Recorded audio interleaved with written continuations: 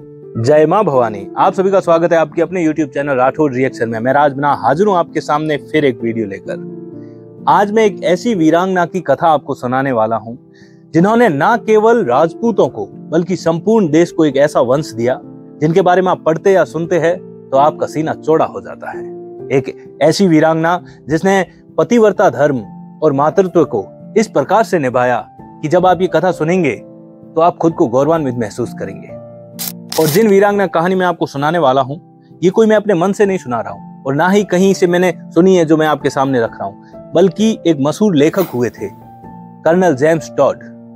उनकी एक पुस्तक थी annuls and antiquities of Rajasthan. ये एक ऐसी पुस्तक है जिसमें राजपूतों और राजस्थान का इतिहास सटीकता से रखा गया है।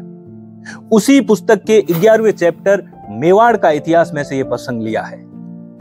तो चलिए शुरू करते हैं।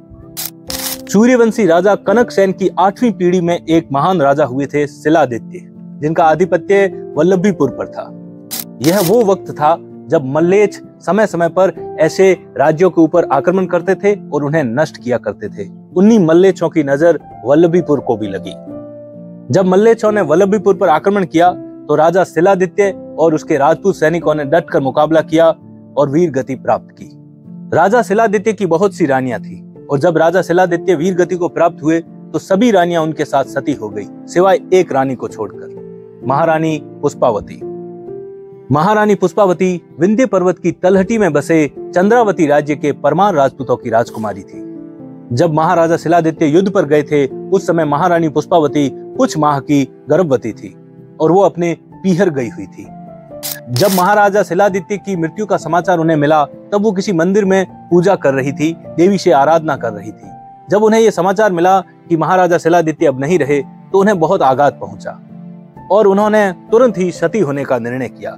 लेकिन तभी उन्हें ख्याल आया कि ये मैं क्या कर रही हूँ, क्योंकि इस समय महाराज का इकलौता वंशज उसके पेट में पल रहा है।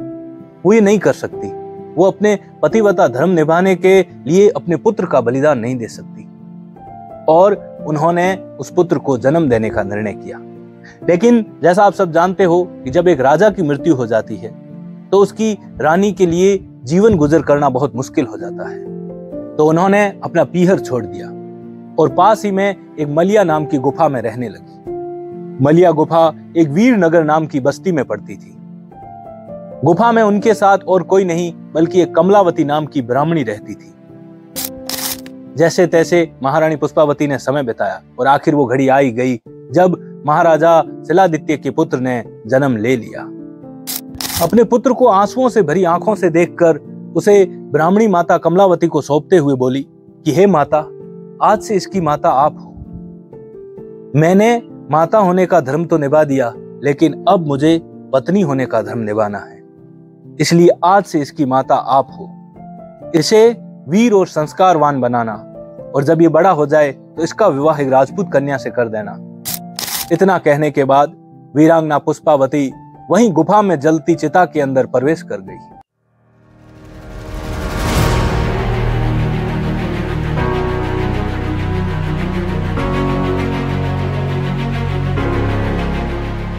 आजकल के समय में जो लोग खुद को ज्यादा इंटेलेक्चुअल समझते हैं और वो कहते हैं कि सती तो जबरदस्ती किया जाता था, उनके मुंह पर करारा तमाचा है ये।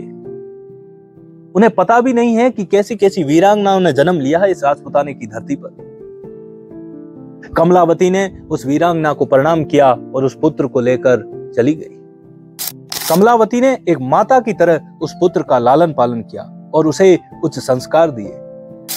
पुष्पावती ने उस पुत्र को गुफा में जन्म दिया था और उस समय स्थानीय भाषा में गुफा को गोह कहा जाता था, इसलिए उस पुत्र का नाम गोह रखा गया और उसी से उसके वंशज गोहिल कहलाए।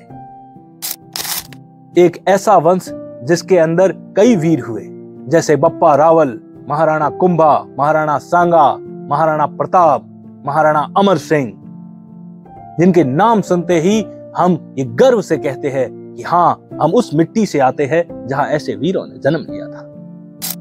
गोह के शरीर में राजपूती खून दौड़ रहा था, इसलिए बचपन से ही वो उद्दंड और शरारती था। उसने छोटी सी अवस्था में ही घुड़सवारी सीख ली थी। मेवाड़ की दक्षिण दिशा में ईडर नाम से एक भीलों का राज्य था। वहां के भीलों के साथ काफी घुल मिल गया था गोह, और भील उसे अपना राजा भी मानते थे। वो उसे बीच में बिठा के चारों तरफ उसके दरबारियों की तरफ बैठा करते थे। अबुल फजल और भट्ट कवियों ने एक वर्णन में लिखा है कि एक बार तो एक भील बालक ने अपना अंगूठा काटकर गोह का राज्याभिषेक भी कर दिया था, और जब इस घटना की सूचना ईडर के महाराजा मंड्रिक को मिली तो उन्होंने उसे अपने दरबार में बुलाया और अपना संपूर्ण राज्य गोह को सुपुर्द किया और राज्य छोड़कर चले गए। मंड्रिक के 4 पुत्र थे, लेकिन उन्होंने उन्हें राज्य नहीं दिया, बल्कि उन्हें योग्य गोह लगा। और फिर शुरू हुआ एक ऐसा महान वंश जिसके बारे में शायद ही कोई देश का ऐसा बच्चा हो जो जानता ना हो। धन्य हो वीरांगना जिसने खुद को कष्ट देकर भी अपने पतिव्रता धर्म को निभाने से पहले उसने मातृत्व धर्म को निभाया और एक ऐसा वंश दिया जिसके हम हमेशा से ऋणी रहेंगे। उम्मीद है मेरा वीडियो आपको पसंद आया होगा। पसंद आए तो इसे लाइक कीजिए, चैनल को सब्सक्राइब कीजिए और वीडियो को शेयर कीजिए। और अगर आपको इस तरीके की वीडियो और पसंद है तो नीचे कमेंट करके जरूर बताइएगा। हम आगे इसी प्रकार के वीडियोस लाते रहेंगे। धन्यवाद।